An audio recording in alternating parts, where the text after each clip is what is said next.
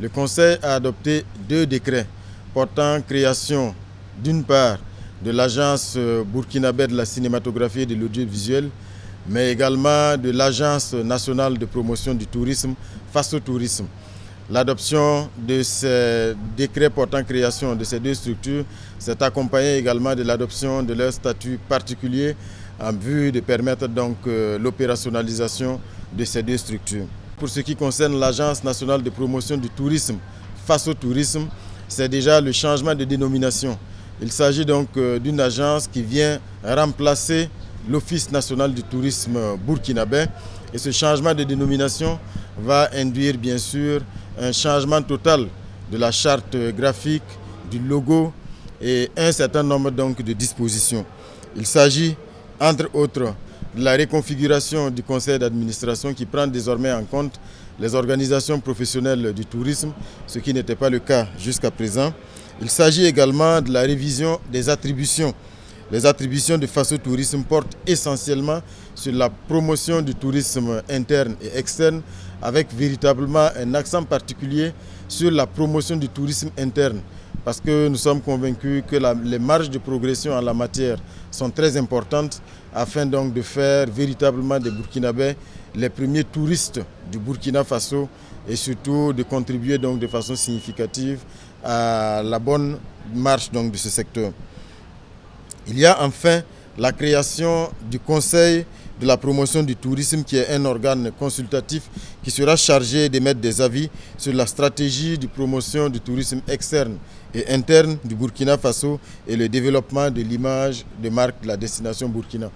En définitive, il faut noter que la création de cette nouvelle agence procède de la volonté du gouvernement de donner une nouvelle dynamique au secteur du tourisme burkinabé, parce que le gouvernement est convaincu que le potentiel touristique est immense et surtout que ce secteur-là peut contribuer de façon significative à la création de richesses importantes et surtout à la création d'emplois décents au Burkina Faso. Donc c'est cette mission donc, qui est conférée à cette nouvelle agence nationale de promotion du tourisme, en abrégé Faso Tourisme, qui a été créée aujourd'hui et dont l'opérationnalisation va se faire très rapidement.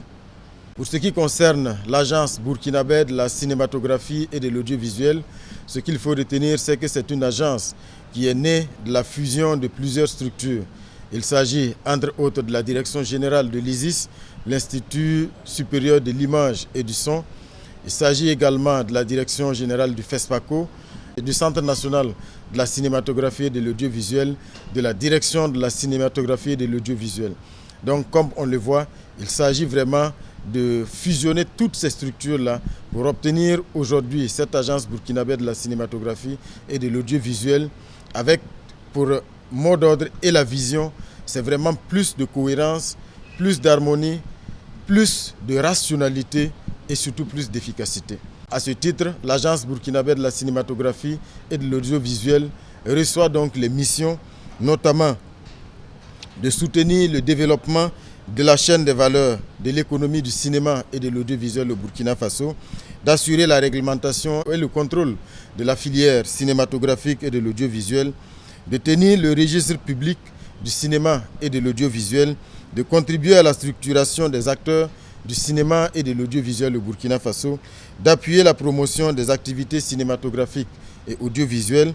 d'assurer la formation dans les métiers du cinéma et de l'audiovisuel, d'assurer la protection, la conservation, la valorisation du patrimoine cinématographique du Burkina Faso, d'assurer la gestion et l'exploitation des infrastructures cinématographiques, de développer la coopération cinématographique et audiovisuelle, de mettre en place une billetterie nationale du cinéma et de l'audiovisuel, de produire ou de coproduire des contenus audiovisuels, mais également de promouvoir le cinéma panafricain. Au terme donc de la création de cette nouvelle agence burkinabé de la cinématographie et de l'audiovisuel, il y a la prise en compte de la nécessité aujourd'hui de répondre à un des défis majeurs qui se trouve être d'ailleurs vraiment le talon d'Achille du secteur cinématographique burkinabé. Il s'agit de la question du financement.